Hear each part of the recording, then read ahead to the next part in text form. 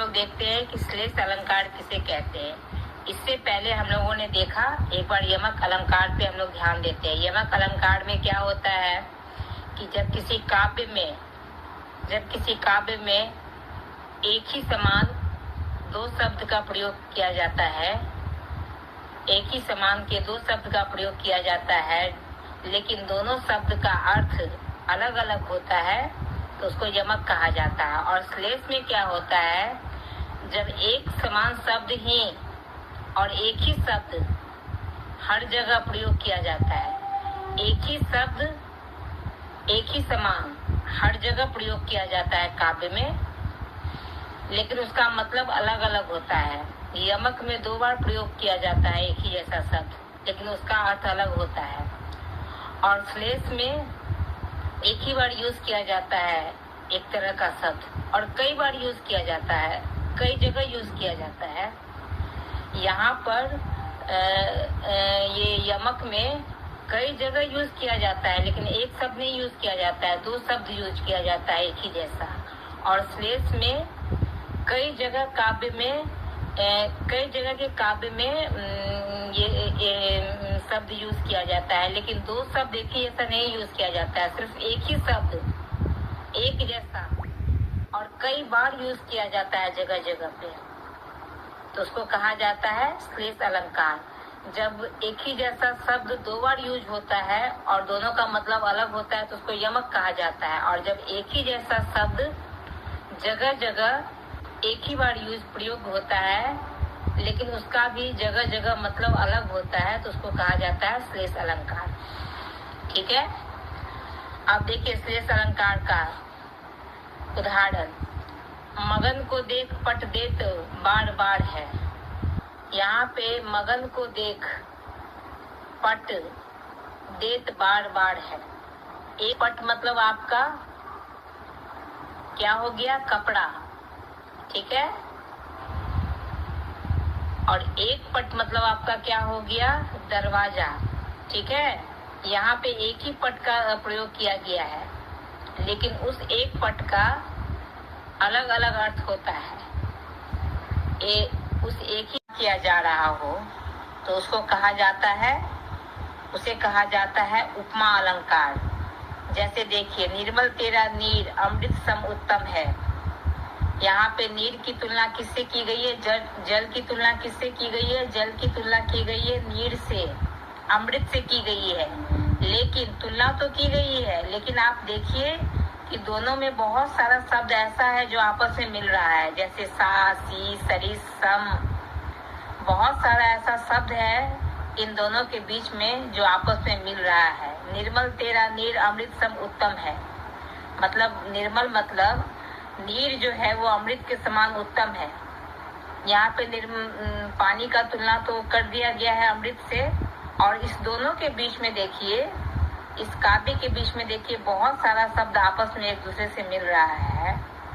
तो वैसा शब्द जिसमें एक दूसरे से तुलना किया जाए, लेकिन उस काव्य का जो शब्द हो वो एक दूसरे से बहुत मिलता जुलता हो आपस में, तो उसे हम कहेंगे उपमा अलंकार।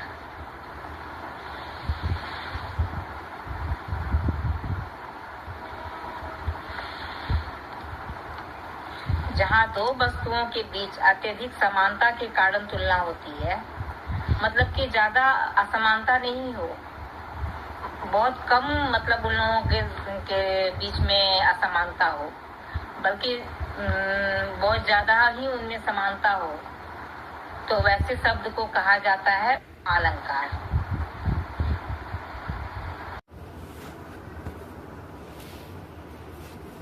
तो हमारा ये अर्थालंकार का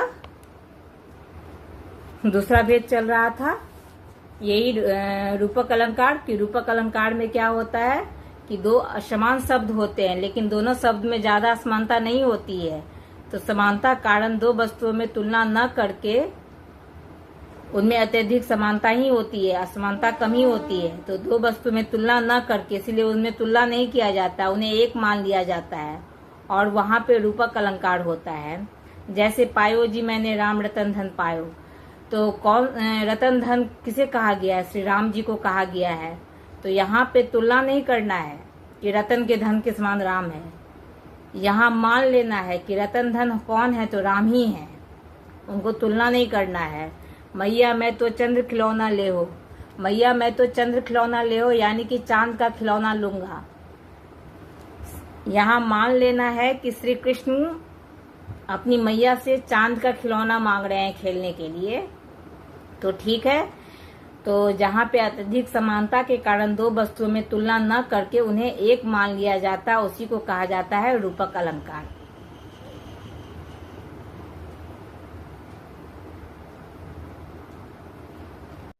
अब हमारा अगला है उत्प्रेक्षा अलंकार। ये भी अर्थालंकार का ही भेद है। एक वस्तु से दूसरे वस्तु की संभावना। अति कटु वचन कहत के कई, मानो लोन जरे पर दे है। एक वस्तु से दूसरे वस्तु की संभावना। के कठोर वचन ऐसे पीड़ादायक थे जिस प्रकार की पीड़ा जले पर नमक छिड़कने पे होता है।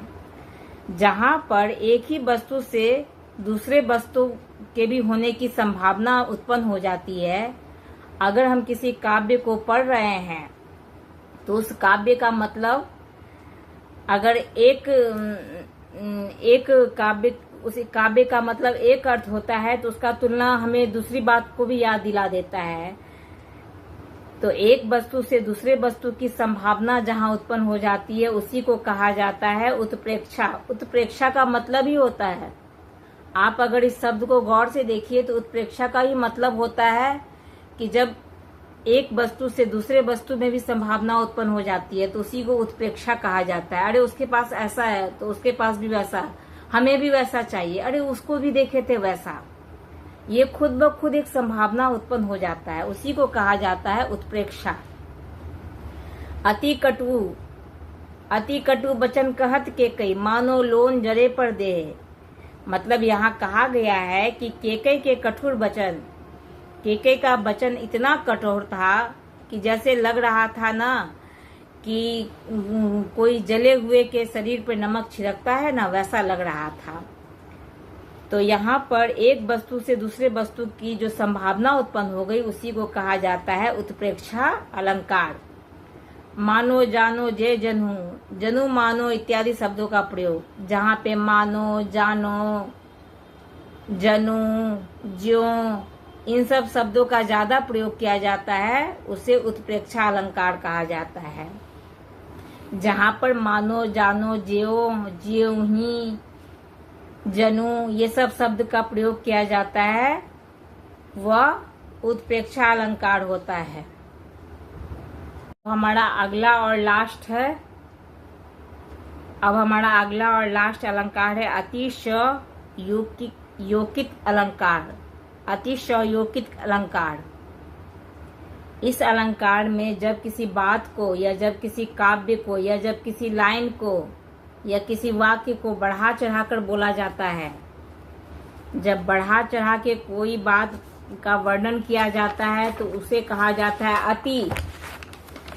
वो नाम से ही पता चल रहा है कि जब कोई वाक्य या काव्य या शब्द का वर्णन अति करके यानी कि बढ़ा चढ़ा के किया जाता है तो उसे कहा जाता है अतिशयोक्तिक अलंकार। अतिशयोक्तिक अलंकार। बाण नहीं पहुंचे शरीर तक, शत्रु गिरे पहले ही भू पर। इसका मतलब ये हुआ कि बाण लगने से पहले ही शत्रुओं का गिरना, मतलब बढ़ा चढ़ा के वर्णन करना कि वो इतना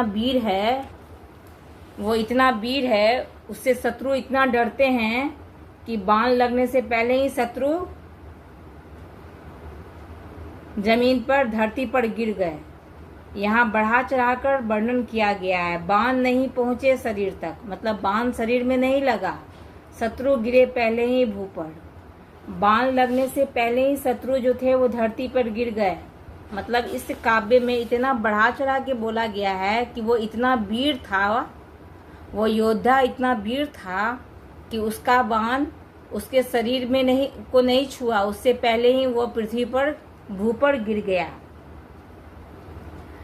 जहाँ एक वस्तु या व्यक्ति का वर्णन इतना बढ़ा चढ़ा के किया गया है उस पर विश्वास करना कठिन हो, मतलब ऐसा वाक्य कि इतना बढ़ा चढ़ा के बोला जाए कि उस पर आसानी से आदमी विश्वास नहीं कर सकता है। तो वहां पे कौन सा अलंकार लगेगा? अतिशयोक्ति अलंकार। जब किसी काव्य में बहुत बढ़ा चढ़ा के बात को बताया जाए जिस पर हम आसानी से विश्वास नहीं कर सकते हैं, तो वो हमारा होगा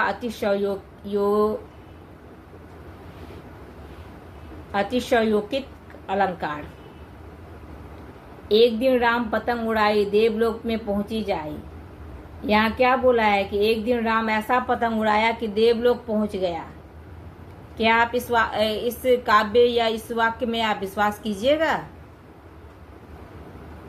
धनुष उठाया जो ही उसने और चढ़ाया उस पर बाण, धरा सिंधु नभ कापे सहसा, विकल हुई जीवों के प्राण। यहाँ इस लाइन में कहा गया है कि जैसे ही उसने धनुष उठाया और धनुष पर बाण चढ़ाया, धरा सिंधु नभ कापे सहसा, धरा पे जो सिंधु नदी थी वो थर थर कांपने लगी। बेकल हो गए जो भी धरा पे जंतु जानवर थे कि अब प्राण नहीं बचेगा। बताइए, ये बात विश्वास करने लायक है? नहीं ना है।